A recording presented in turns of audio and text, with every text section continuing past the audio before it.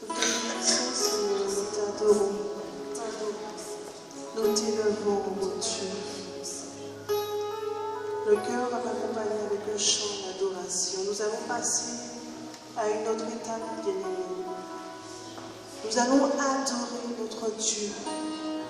Point besoin de diplôme pour adorer Dieu.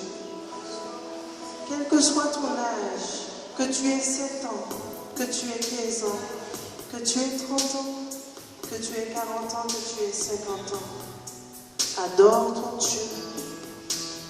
Il est vital de prendre ce temps d'adoration afin que la joie remplisse ton cœur, afin que tu sois renouvelé en lui.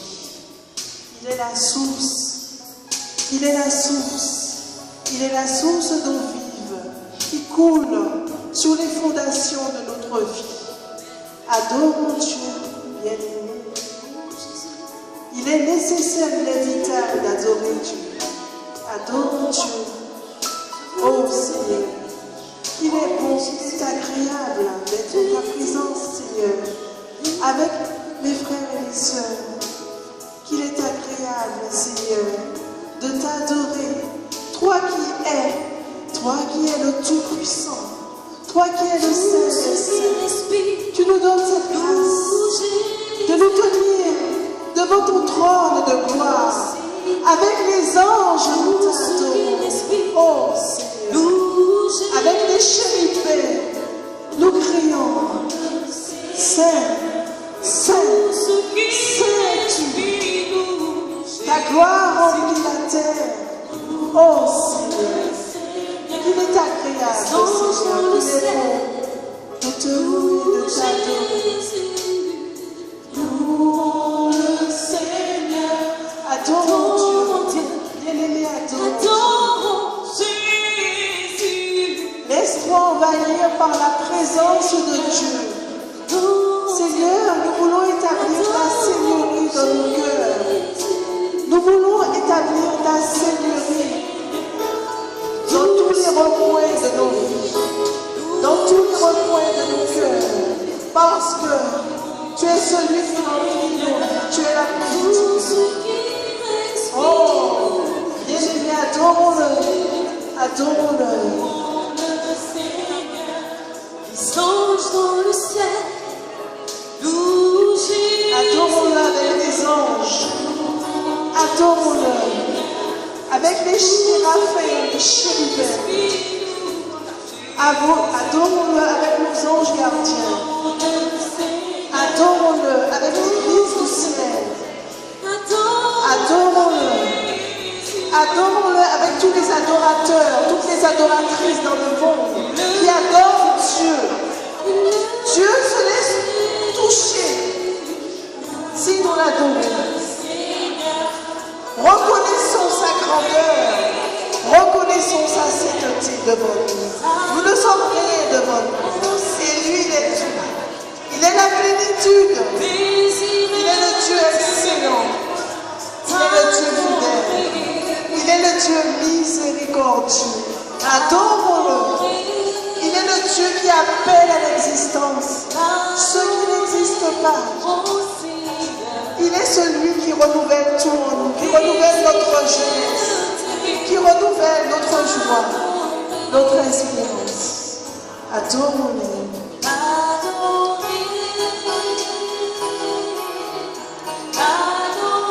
Oh Seigneur, c'est un privilège de t'adorer.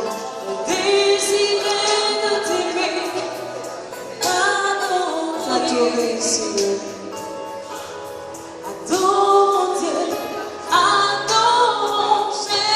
Adorons-le, celui qui est tout pour nous, celui qui remplit la terre et l'univers, celui qui a créé le firmament, celui qui a créé les étoiles. Adore-le.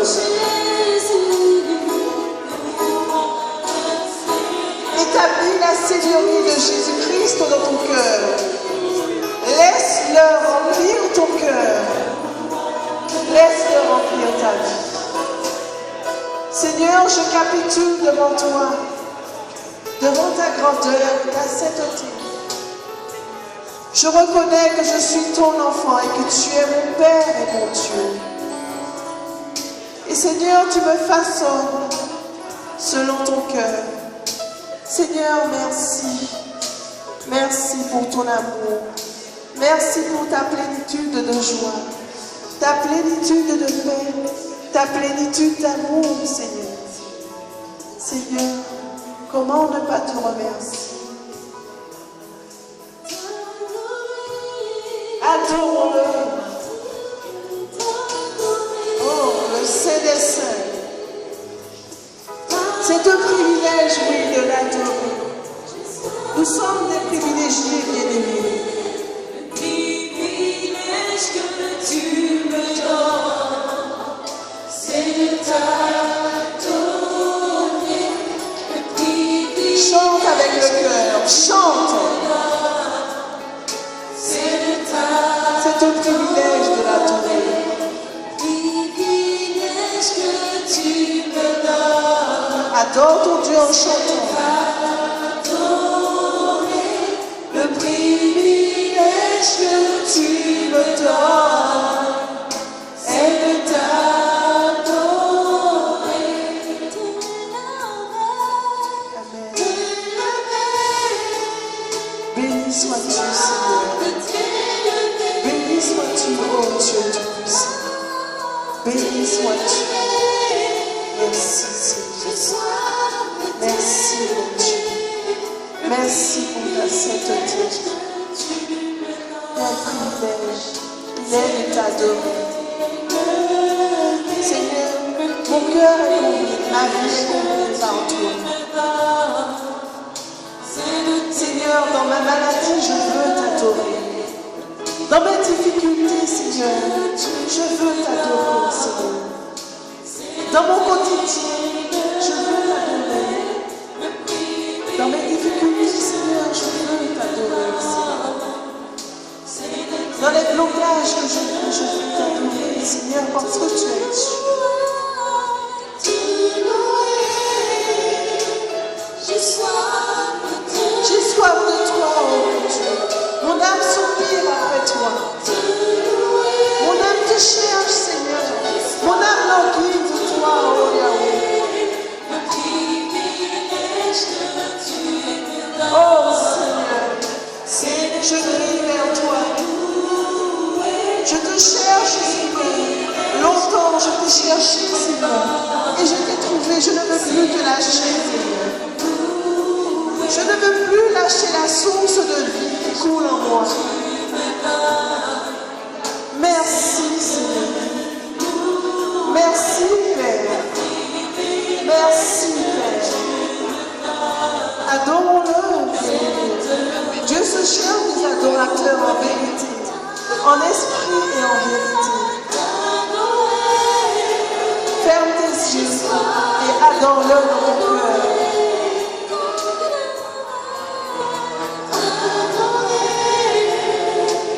Merci, Seigneur. Sois élevé, Seigneur. Seigneur, comme les 24 vieillards, je jette la couronne de ma vie et je capitule devant toi pour t'adorer, Seigneur, dans mon cœur, dans ma vie, Seigneur. Merci, Seigneur. Honneur à toi. Louange à toi, Seigneur. Alléluia. Bien-aimé, continue d'adorer Dieu, s'il te plaît. Adore Dieu. Dieu veut t'entendre. Il veut entendre ta voix. Dis-lui que tu l'aimes, s'il te plaît, bien-aimé. Dis à Dieu que tu l'aimes. Dis à Dieu que tu l'aimes, s'il te plaît. Dis-lui que tu l'aimes. Dis-lui que tes entrailles l'aiment. Dis-lui que ton cœur l'aime. Dis à Dieu que tu l'aimes encore. Dis-lui que tu l'aimes, s'il te plaît. Dis à Dieu que tu l'aimes, bien-aimé.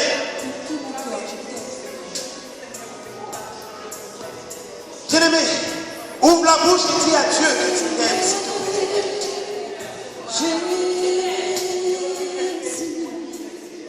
Dis-lui que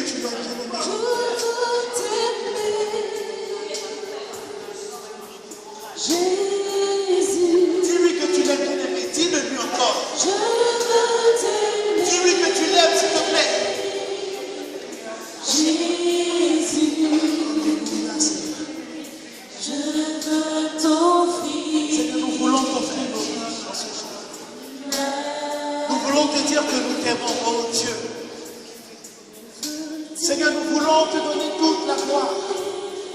Seigneur, nous voulons t'acclamer, Dieu. Toi, le Dieu Tout-Puissant, nous voulons t'acclamer, Seigneur. Seigneur, avec les battements de nos mains, nous voulons t'acclamer, Dieu. Nous voulons t'acclamer, Seigneur. Oh Dieu, nous voulons t'acclamer. Que tout le monde t'acclame, Dieu. Nous voulons t'acclamer, Père. Que tout le monde te célèbre, Seigneur. Nous voulons t'acclamer, Dieu.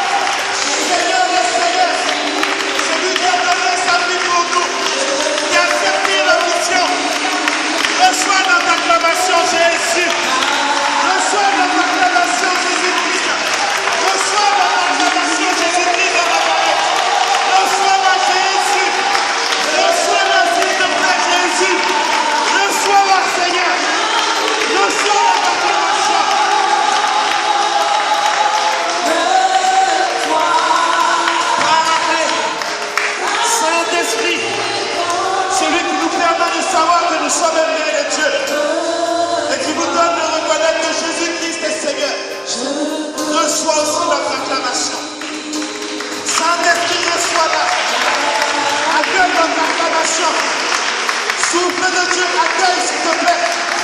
Écoute le battement de nos cœurs. T'acclamer. Que tout de nous t'acclame. Souffle de Dieu. Gloire à toi. Puissance à toi. Honneur à toi. Seigneur, nous voulons nous joindre à toutes les âmes du purgatoire. Seigneur, pour ce jour, nous voulons nous joindre à toutes les personnes qui sont au purgatoire, qui sont en train de prier devant toi, qui sont en train de demander ta grâce, Seigneur. Nous voulons nous joindre à elles. Aux âmes du purgatoire de nos familles, nos connaissances, nous voulons nous joindre à elles. Oh Seigneur, Seigneur, pour ce temps, nous voulons nous joindre également aux saints anges, au ministère angélique, à l'armée céleste. Oh Seigneur, nous voulons nous unir à toutes les messes qui sont en train d'être célébrées partout dans le monde pour glorifier ton Seigneur Jésus-Christ. Sois béni, sois glorifié, sois magnifié. Oh, alléluia.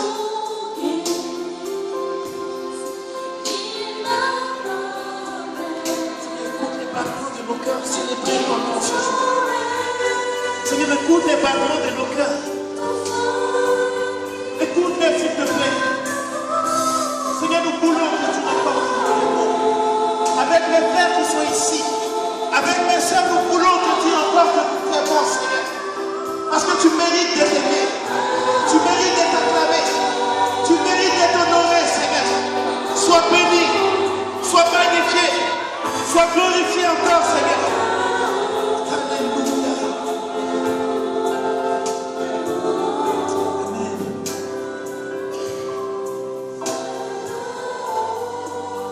Seigneur, que ton esprit règne encore sur nous. Que ton Saint-Esprit prenne toute la place. Que la puissance du nom de Jésus-Christ, la Seigneurie de Jésus-Christ se manifeste. Seigneur, vraiment, viens réchauffer cette église. Réchauffe nos cœurs, réchauffe nos âmes, Seigneur. Seigneur, mets-nous en mouvement pour toi, s'il te plaît. Par la puissance de ton nom, Seigneur. Seigneur, s'il te plaît, donne-nous ce jour de pouvoir t'aimer contre vents et marées. Devant toute contrariété, que nous puissions te célébrer, que nous puissions t'appartenir, Seigneur. Seigneur, que ta Seigneurie règne encore. Au nom de Jésus-Christ de Nazareth. Amen. Alléluia. Bien-aimés,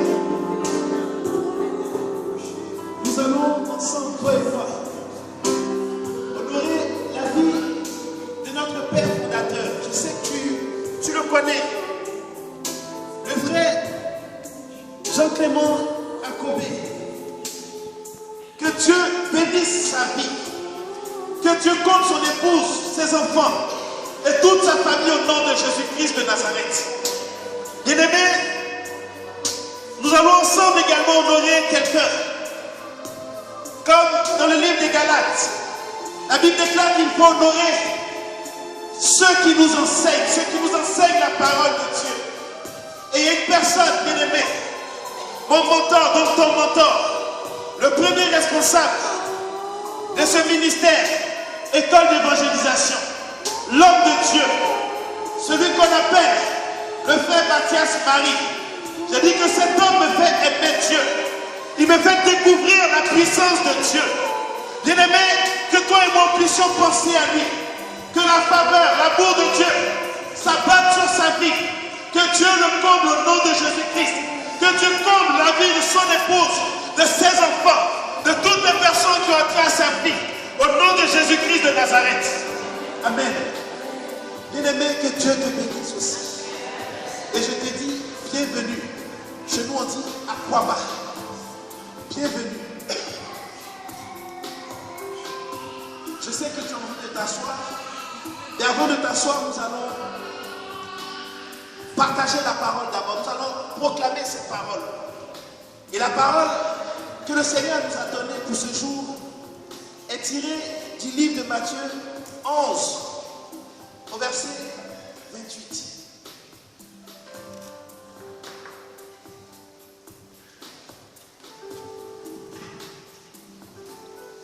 Venez à moi, vous tous qui peinez, et ployez sous le fardeau, et moi, je vous soulagerai. je vous soulagerai. Frère, si tu peux relire encore cette parole. Venez à moi, vous tous qui peinez, et ployez sous le fardeau, et moi, je vous soulagerai. je vous soulagerai. Bien-aimé, acclame la parole de Dieu. Je ne te demande pas de m'acclamer, mais acclame la parole de Dieu. Bien-aimé, on peut s'asseoir.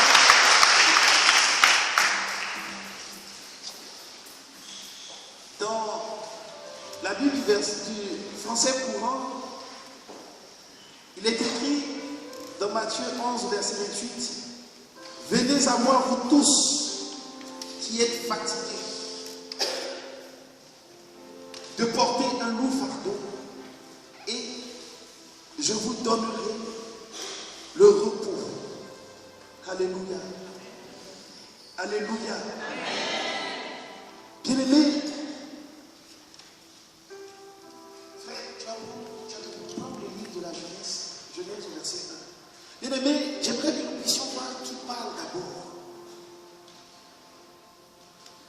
Celui qui parle, c'est Jésus-Christ de Nazareth, vrai Dieu et vrai homme. Il est important de le dire.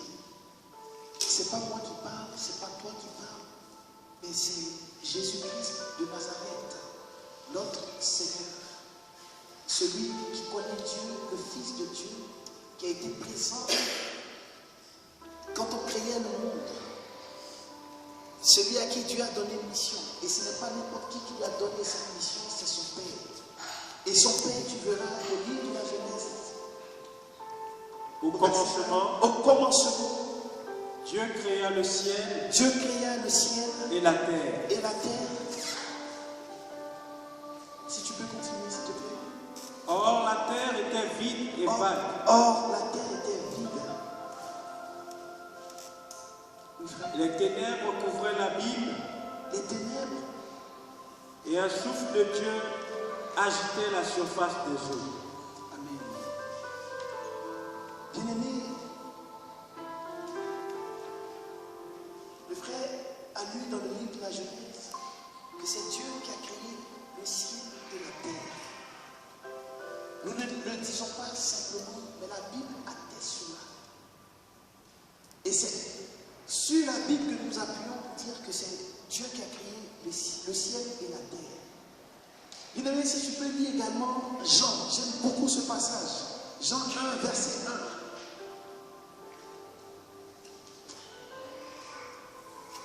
Au commencement était le Verbe, et le Verbe était auprès de Dieu. Oh, bien-aimé, on dit au commencement était le Verbe, et le Verbe était auprès de Dieu. Dans d'autres versions, on dit au commencement était la parole, et la parole était auprès de Dieu. Au commencement. Et tout à l'heure, quand le frère disait, il a dit que celui qui a créé le monde visible, qui a créé le ciel et la terre au commencement, c'est Dieu. Et Jean nous dit également que quand on créait le ciel et la terre, la parole était le Verbe était là. Donc Jésus-Christ de Nazareth était là. Bien-aimé, si tu peux relire encore Jean 1, verset 1, ça me... S'il te plaît. Au commencement était le Verbe. et le Verbe était auprès de Dieu. Et le Verbe était auprès de Dieu. Il était présent quand le ciel et la terre étaient créés. Quand l'univers visible et invisible devait être créé, il était là. Le Verbe, Jésus-Christ de Nazareth. Si tu peux lire également Jean 1, verset 18, bien aimé. Nul n'a jamais vu Dieu. Nul n'a jamais vu Dieu. Le Fils unique, engendré, qui est dans le sein du Père, lui l'a fait connaître. Bien-aimé, et dans Matthieu 11, au verset 7, si tu peux lire également, ça va faire une petite gymnastique, j'ai envie de dire, une gymnastique biblique. Tout m'a été remis par mon Père. Et nul ne connaît le Fils. Si ce n'est le Père. Et nul ne connaît le Père. Si ce n'est le Fils. Et tu vas lire, continuer, tu vas voir la partie qui m'intéresse encore. Et celui à qui le Fils veut bien le révéler. Le Fils veut bien le révéler. C'est-à-dire que si je veux connaître Dieu, il y a une seule personne qui peut me faire connaître Dieu, c'est Jésus-Christ de Nazareth. Bien-aimé. Si toi tu veux connaître Dieu, il y a une seule personne qui a la capacité, le pouvoir de te faire connaître Dieu, c'est Jésus-Christ de Nazareth. Bien-aimé, la Bible dit que lui, par la révélation, il nous donne de connaître Dieu. Et si on se rappelle de qui il est, Jésus-Christ, il disait à un de ses apôtres, pour vous qui suis-je? Et l'apôtre a répondu, tu es le Messie. On en avait parlé la dernière fois. Et lui, il répond à cet apôtre. Il dit, si tu le dis, ce n'est pas avec ton intelligence humaine, mais c'est mon Père qui te l'a révélé. Parce que ce n'est pas n'importe qui sait qui est Dieu. Ce n'est pas n'importe qui sait qui est Jésus-Christ de Nazareth. Pour savoir que Jésus-Christ est le Messie, pour savoir que Dieu a créé le monde, bien aimé, c'est la révélation de son amour qui nous donne de pouvoir comprendre cela. Si tu es d'accord, est-ce que tu es d'accord déjà, bien aimé? Est-ce que tu es d'accord que ton Jésus-Christ, ton Seigneur, ton roi des rois, a été présent depuis le commencement? Est-ce que tu es d'accord que quand on créait le ciel et la terre, Jésus-Christ de Nazareth était avec Dieu et le Saint-Esprit?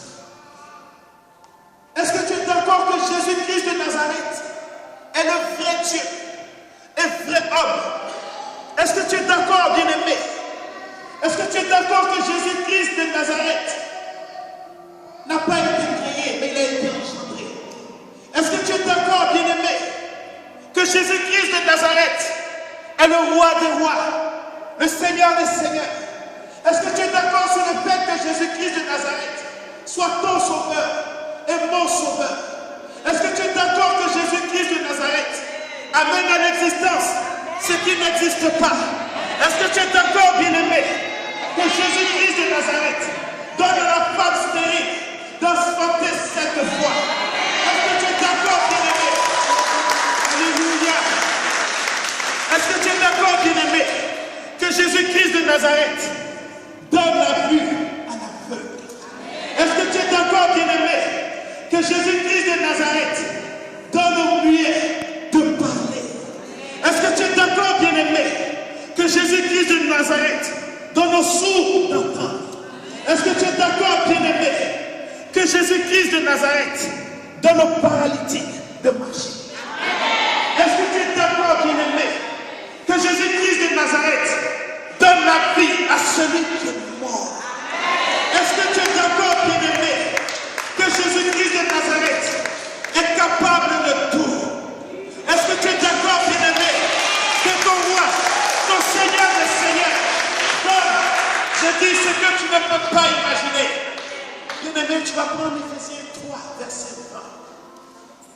Oh.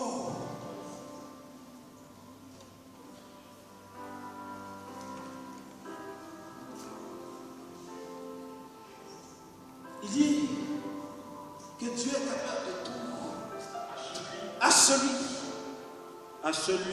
celui dont la puissance agissant en nous est capable de faire bien au-delà, infiniment au-delà de tout ce que nous pouvons demander ou concevoir. Donc, imaginez. Bien-aimé, tu as vu de qui on parle. Jésus-Christ de Nazareth. On n'avait pas encore commencé. Mais il était important qu'on voie, qu'on sache par la grâce de Dieu de qui on parle.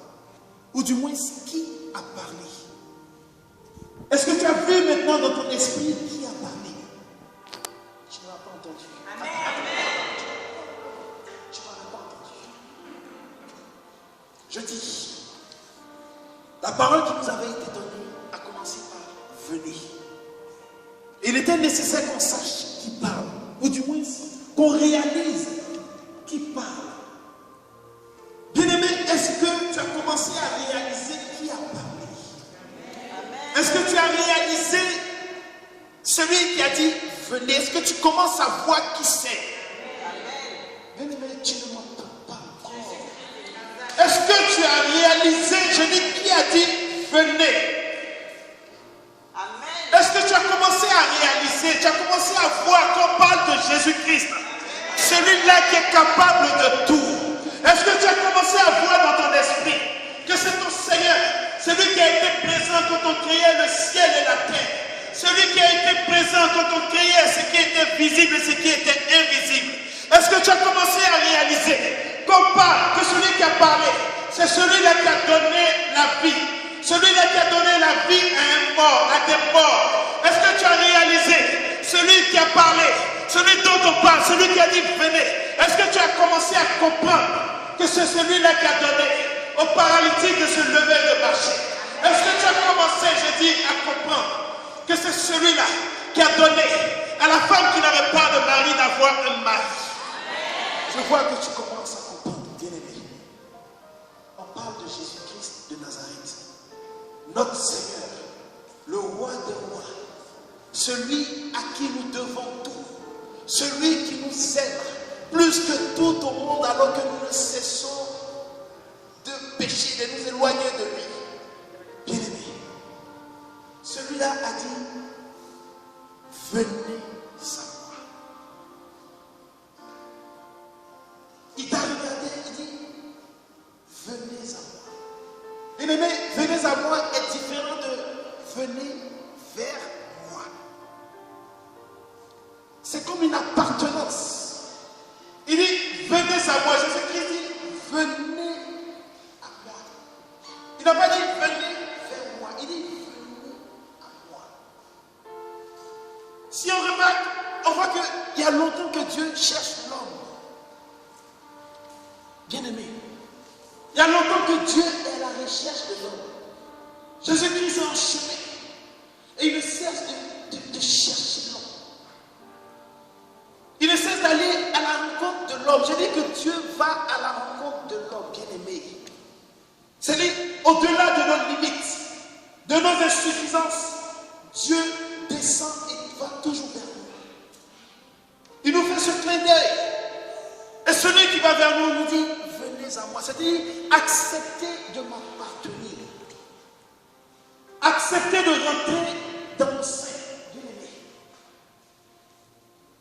Le roi des rois dit, venez à moi. Il n'a pas dit, venez vers moi. Il dit, mon frère, viens à moi. Ma soeur, viens à moi. Il ne dit pas, viens vers moi. Il dit, viens à moi. Viens rentrer dans mon intimité. Venez à moi. Et quand il dit ça, il s'adresse à des personnes particulières. Il dit, vous tous qui portez un fardeau qui est assez lourd, venez à moi. Un fardeau qui pèse, que vous reconnaissez que ce fardeau pèse. Il dit, venez à moi. Vous qui êtes fatigués du poids de ce fardeau. Il dit, venez à moi. Bien-aimé, si tu peux prendre Isaïe 55, au verset 1.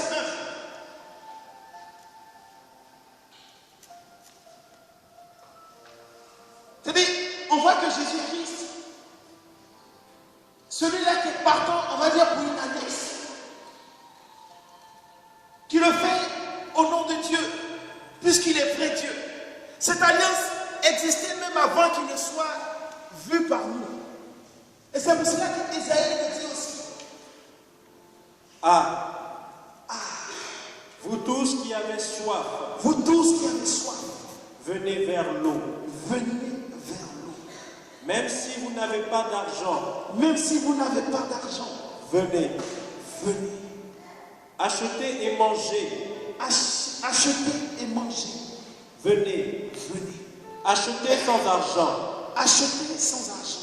sans payer, du vin et du lait. Du vin Et du lait. et du lait. Bien-aimé, avant que nous puissions, l'homme ne puisse voir Jésus-Christ, la vie exister. On voit que l'homme déjà, Dieu était déjà à la recherche de l'homme qui avait déjà un fardeau. Il était déjà à la recherche de l'homme qui souffrait. Il était déjà à la recherche de l'homme qui marchait sans but, qui était totalement perdu. Dieu cherchait déjà son cœur pour pouvoir lui montrer qu'il l'aime, pour qu'il puisse comprendre l'amour de Dieu, il puisse savoir aimer de Dieu, bien-aimé. Dieu déjà était à la recherche de l'homme, frère. Dieu recherchait ces personnes qui souffrent. Si on veut situer cette parole dans le contexte, on va dire qu'il y a deux contextes. Il y avait ce fardeau politique. À l'époque, les habitants de Jérusalem, tous ces Israélites étaient, on va dire, envahis par les Romains. Ils subissaient les Romains, bien aimés. Donc, ça pouvait être comme un fardeau. Ce fardeau politique-là, on ne peut pas l'ignorer. Il y avait ce fardeau politique. Et c'est en connaissance de cela que Jésus-Christ dit, venez à moi, vous qui payez sur le poids de fardeau. Il y avait aussi le fardeau religieux par rapport aux pharisiens. Ceux qui étaient vraiment, j'ai envie de dire, formatés par la loi. Alors que l'esprit de la loi était là. Mais eux, ce n'était pas leur problème. La loi, un point, un trait. À cela, Jésus-Christ a regardé et il a dit, venez à moi, vous qui peinez, vous qui êtes fatigués. Et vraiment, au regard de ces deux fardeaux politiques et religieux, il s'adresse à nous aussi. Il dit, venez à moi, vous qui peinez sous le poids du fardeau. Parce que déjà, il est important que tu puisses savoir, déjà dans ta vie, pendant que je parle, tu puisses voir quel est ton fardeau. Quel est le fardeau qui pèse? Parce que tu peux souffrir et puis ne pas voir ton fardeau. Ça devient chaud. Ou bien tu peux avoir un fardeau et puis ce fardeau peut ne pas assez peser pour toi. Oui. Tu peux ne pas avoir conscience que ça pèse. Et quand tu regardes l'extérieur, on voit que c'est chaud. Mais tu vas comprendre pourquoi.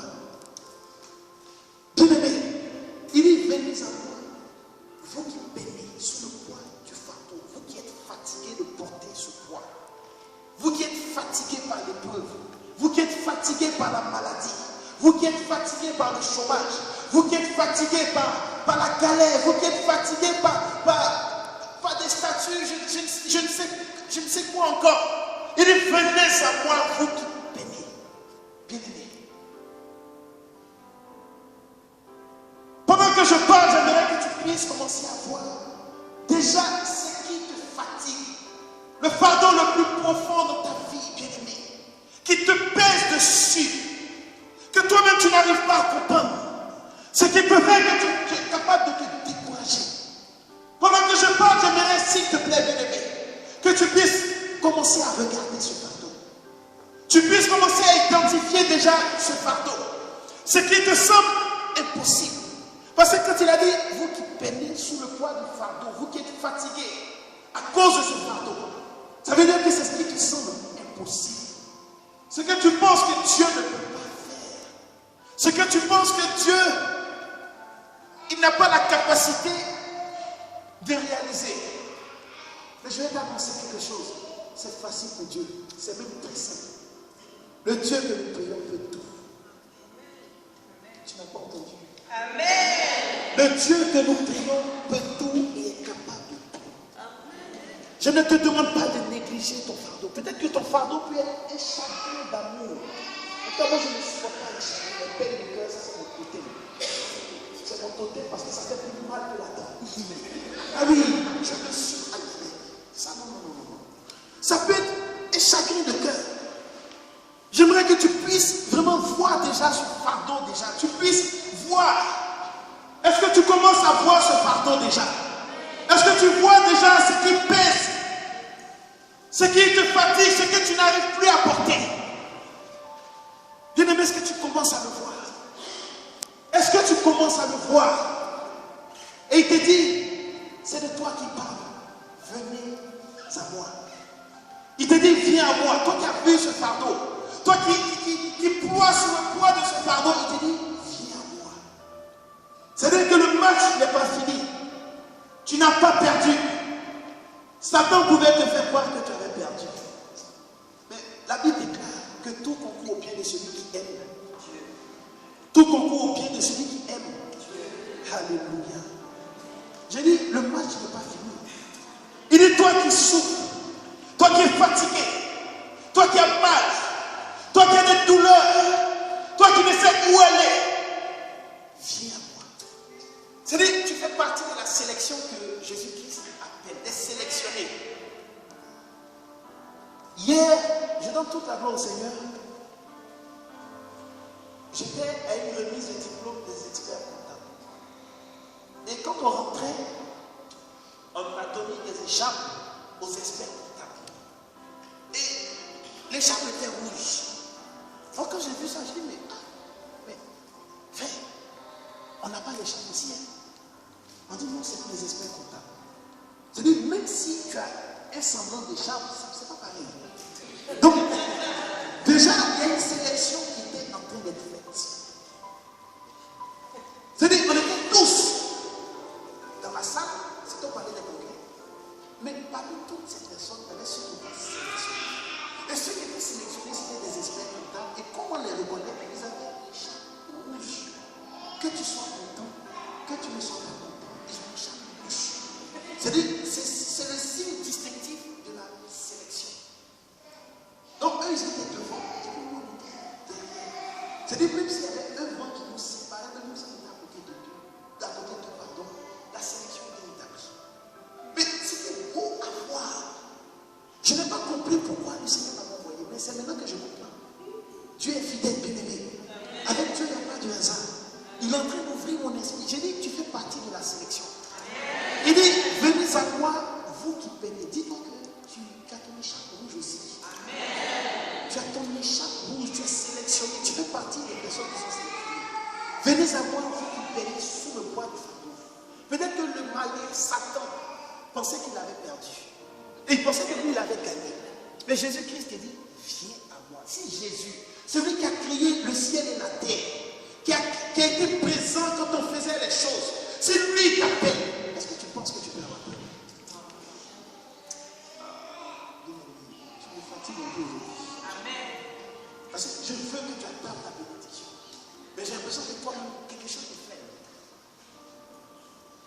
J'ai dit, celui qui a créé le ciel et la terre, ce Dieu-là qui donne la guérison, qui donne la vie à des morts.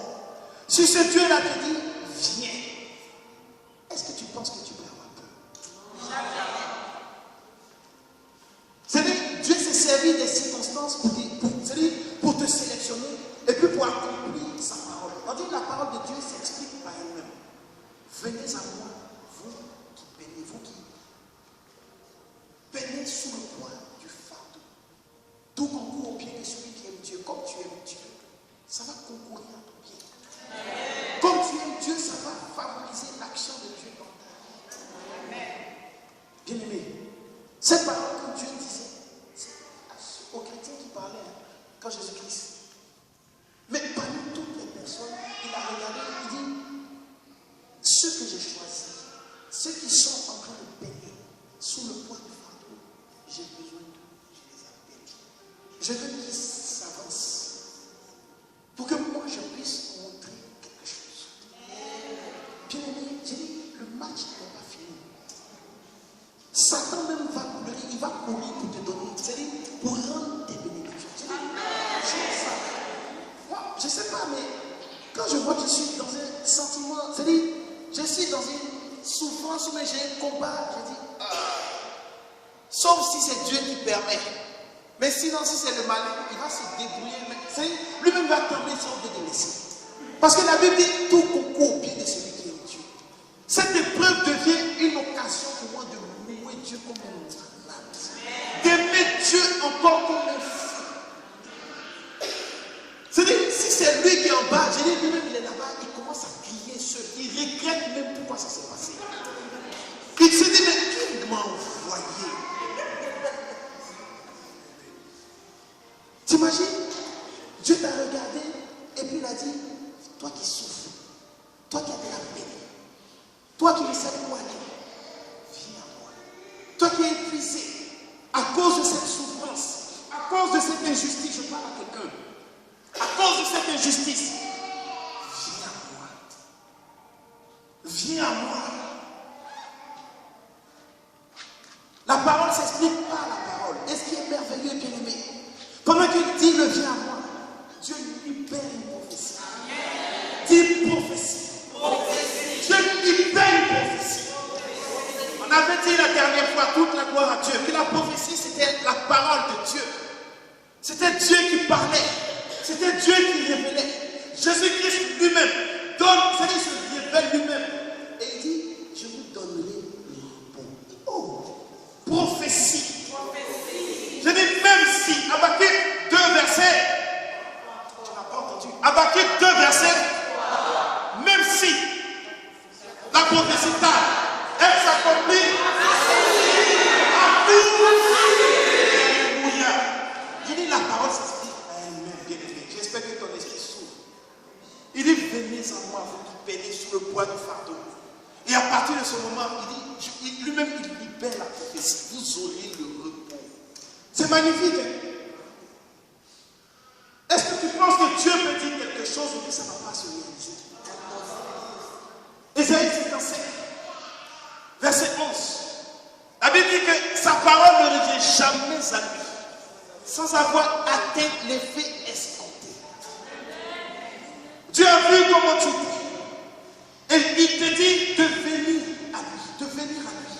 Il n'a pas dit de venir vers lui, mais il dit de venir à lui. Parce que tu es en train de souffrir. Parce que tu peines, parce que tu ploies sous le poids de cette souffrance. Et il te dit, quand tu viendras, je te donnerai le repos. C'est-à-dire, la prophétie, il y a une prophétie qui, parce que tu vois un peu, il y a une prophétie qui s'attache à ceux qui sont dans la souffrance, à ceux qui sont dans la peine, à ceux qui ne savent quoi faire, qui ne savent où aller.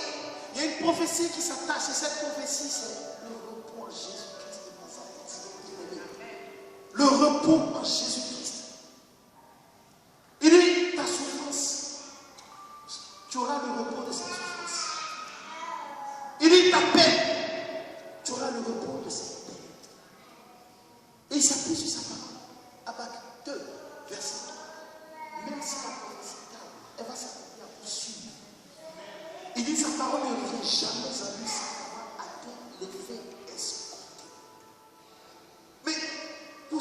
moment, il pose une condition.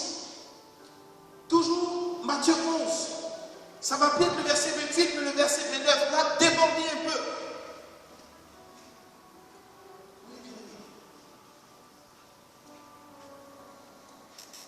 Chargez, oui, vas-y. chargez-vous de mon joug. Chargez-vous de mon joug. De mon joug. Attends. Là, il ne parle pas à tout le monde. Il dit vous qui payez. Vous à qui j'ai dit que vous aurez le repos. Vous qui ployez sous le poids du fardeau.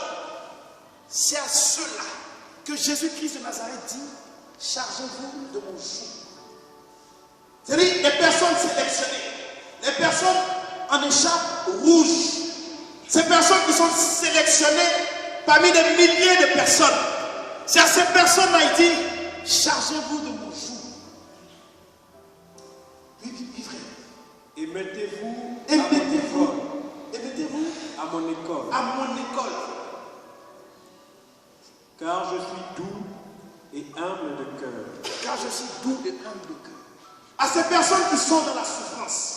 À ces personnes qui ploient sous le poids du fardeau, à qui il a dit venez à moi.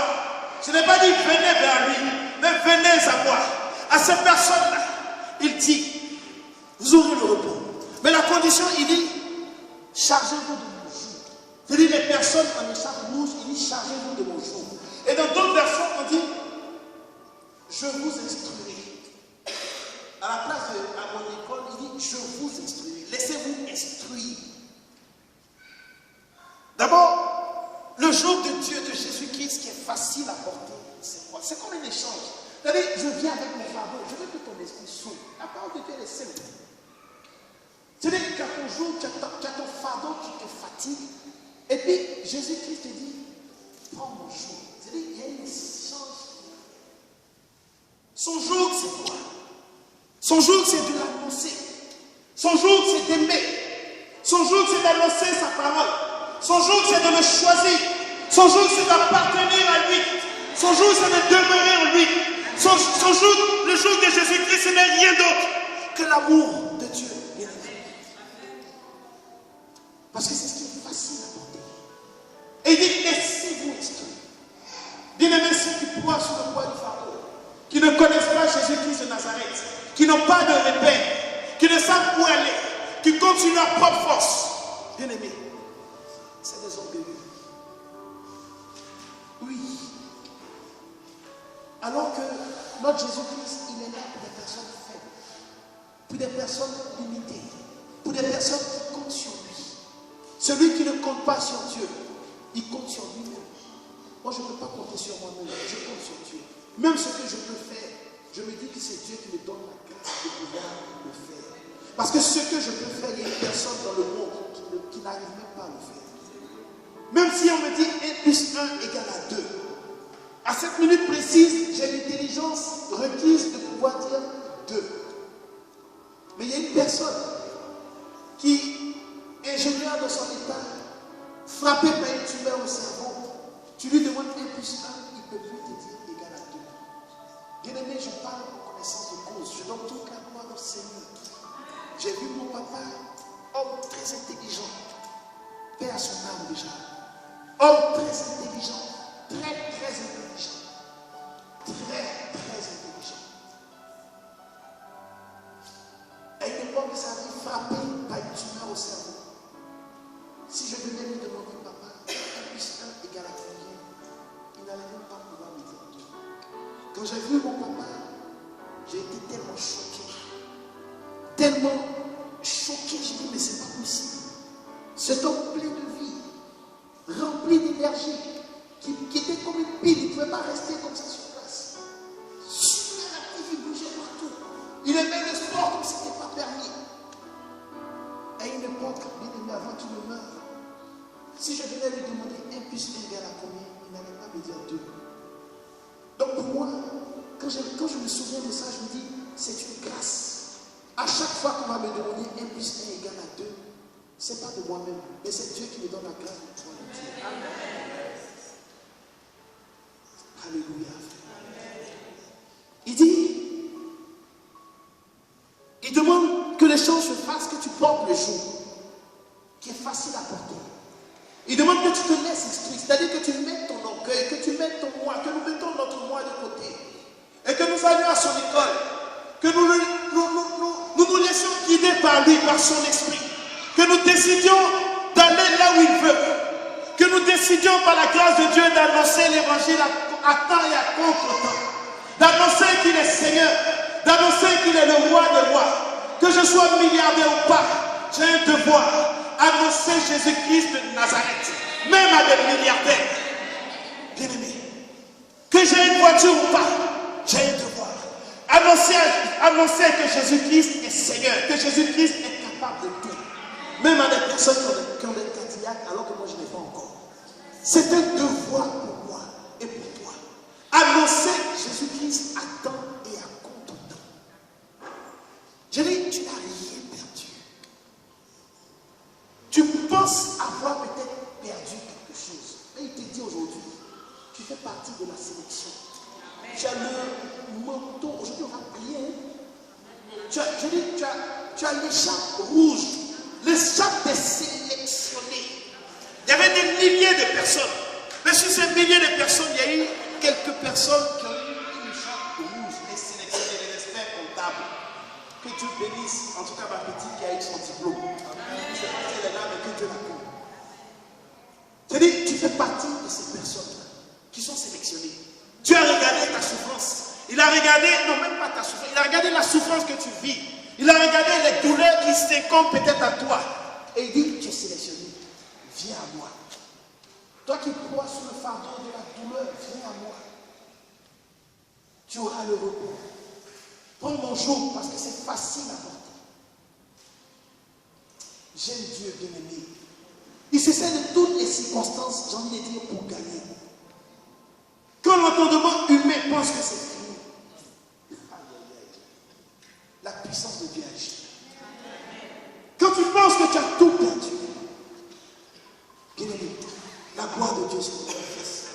Quand tu penses que tu es arrivé au bout du tunnel, la cheminée de Dieu est là. Quand tu penses que tu es arrivé à la limite des limites, Dieu te dit, moi, je suis au-delà des limites. Quand tu pleures tellement, à tel point que tu te dis, je n'ai même plus de larmes. C'est-à-dire, même crier, je ne sais pas si ça vous est déjà arrivé. Tellement être en train de tellement souffrir, vous êtes tellement en train de pleurer. À un moment donné, vous ne pouvez même plus crier. Il dit, ce n'est pas fini. Je suis là. Et en une fraction de seconde, il te donne le sourire. Bien-aimé, j'ai vu des personnes, toute la gloire au Seigneur, frappées par le deuil, qui se disent que c'est la fin du monde. Et la gloire de Dieu se manifeste au moment où elles se disent que c'est fini. Elles ont juste, par la grâce de Dieu, le réflexe de regarder à Dieu, de venir à Jésus-Christ de Nazareth. Et le jour devient facile. Et on ne sait même pas à quel moment la joie rentre dans le cœur. Il se sert de toutes ces circonstances-là pour agir. Bien-aimé, le fardeau que tu as identifié, le fardeau qui te fatigue, ce sur quoi tu es en train de ployer, je dis c'est une occasion pour ton Seigneur, pour glorifier son Seigneur, pour libérer la prophétie sur ta vie et te dire, même si la prophétie tarde, elle s'accomplit. Bien-aimé, à cause de ce que toi tu vis, Paul a été inspiré. Il reçoit l'inspiration d'Éphésiens 3, verset 1. Et il dit que Dieu est capable de donner ce qu'on ne peut même pas imaginer. C'est-à-dire qu'il donne et il redonne. Le frère tout à l'heure, quand il parlait, il dit qu'il a été béni. Il parlait de son épouse. Et même la bénédiction a dépassé. Il parlait de sa fille. En tout cas, que le sang de Jésus-Christ les protège au nom de Jésus-Christ. Bien-aimé, mon mentor. J'ai donné en tout cas un témoignage simple. On était en voiture et puis les policiers nous ont arrêtés, c'était en Côte d'Ivoire. Et avant qu'on ne l'arrête, en fait, je ne sais pas, il était au téléphone. Son téléphone venait à peine de sonner, parce que voilà. Et si mes souvenirs sont, c'est comme s'il disait je te rappelle. Et au moment de dire ça, si les policiers qui l'ont Je parle de l'homme de Dieu. Donc les policiers m'ont arrêté. Et on lui demande. C'est-à-dire, en principe, c'est une contradiction. Donc il a réalisé tout ça. Et sa femme, c'était vraiment une fraction de seconde. Et sa femme lui dit, chérie, demande quand même une reçu. Donc lui demande une reçu. Oh bien aimé, j'ai dit que la gloire de Dieu est là. Oh, c'est bon, hein. Donc, la femme policière qui l'a arrêté, elle repart pour chercher la source ou je ne sais pas quoi. Donc elle appelle sa responsable. La responsable arrive. Quand elle a vu l'homme de Dieu, elle regarde l'homme de Dieu et puis elle regarde sa collègue. Je dis, mais quel envoyé. Je dis, mes yeux ont vu ça avec l'homme de Dieu. Je pensais que j'étais dans un film. Peut-être que je vous dis ça parce qu'en Côte d'Ivoire, un policier qui t'arrête, je ne suis pas en train de l'écrire. Mais tu as un téléphone et tu t'arrête. On ne discute même pas avec toi. On ne peut pas discuter avec toi. Je dis, la chef a regardé l'homme de Dieu comme ça. Non. Je dis, dès qu'elle a vu, elle regarde sa collègue. Je dis, moi j'ai interprété en mode qui. Alors que Dieu se servait de son corps pour la bénir. Je dis, Dieu lui sentit. Ils ont annulé la contradiction parce qu'elle savait à qui elle avait affaire. Et lui a dit, ma fille, que Dieu te bénisse. Appelle-moi à tout temps, à n'importe quelle heure. Je dis, oh, elle a trouvé grâce. Elle a trouvé grâce. Bien aimé. J'ai dit, si tu ne sais pas de qui je parle de mon mentor, le frère Mathias Marie, l'homme de Dieu. Celui qui a ressuscité un mort. Ouvre bien tes oreilles, je ne suis pas en train de fabuler. Cet homme a ressuscité un mort. Dieu est passé par lui pour ressusciter un mort. Je ne suis pas en train de fabuler. Je dis que Dieu est passé par lui pour... Tu entends, je te redis encore. Un mort, Dieu est passé par lui pour le ressusciter. Bien-aimé, avec lui, j'ai dit, des malades guérissent. J'ai vu un enfant de 4 ans au mois de mars qui avait une colonne vertébrale tordue. Un enfant de 4 ans. Et pendant la prière, bien-aimé, pendant qu'on était en train de prier, l'homme de Dieu donne une parole pour dire que Dieu est en train de guérir quelqu'un. Je vois le petit de 4 ans qui essaie de se lever, qui transpire, qui essaie de faire des pas. Au fur et à mesure qu'il avance, sa colonne vertébrale se redresse. Bien-aimé, j'étais arrivé au stade où tu as dépassé de prier, tu es arrivé à la limite de l'alléluia. J'étais tellement choqué. Je ne pouvais même plus crier alléluia, mais là, mon commençait à couler. Bien-aimé. Je me suis dit, où je me trouve? Dans quoi je suis?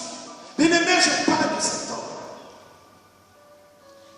qui donne une parole à une femme qui, pendant des mois et des années, avait du sang, elle avait des écoulements de sang. Par rapport, excuse-moi du terme, par rapport à ses menstrues. Et pendant la prière, je ne sais pas pourquoi Dieu m'envoie là-bas, mais je me laisse comme ça. Pendant la prière, bien-aimé, l'homme de Dieu donne une parole pour dire que Dieu est en train de guérir une femme de façon instantanée, des écoulements de sang. Bien-aimé, quand j'ai entendu la parole, je me suis dit, est-ce que cette femme peut avoir le courage de venir? Mais ça, c'est mal connaître le Seigneur. Bien-aimé, pendant que je me posais la question, la dame est arrivée. C'était toujours moi de masse. Elle est arrivée devant moi.